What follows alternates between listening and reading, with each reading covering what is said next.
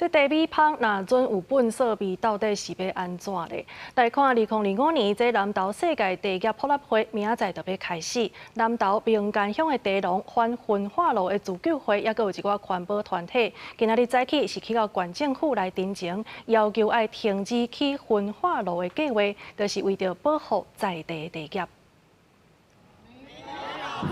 没有茶婆，拒盖民间焚化炉。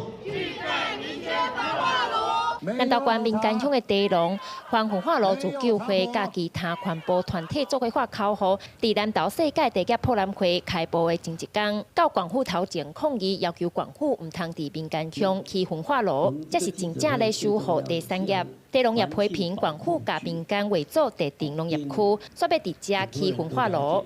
在这个农产品产地设置了一个焚化炉，这里的所有农产品的 销售会冠上产地有焚化炉。环保局家吼，嘛要报宣传咱的南投的好茶、好啉、都香，吼。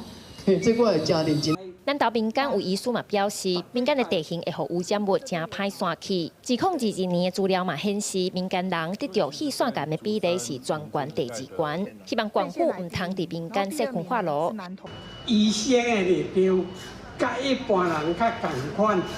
都是反对，因为焚化炉一定会产生戴奥辛。县府还有环保局，一切就是依法办理。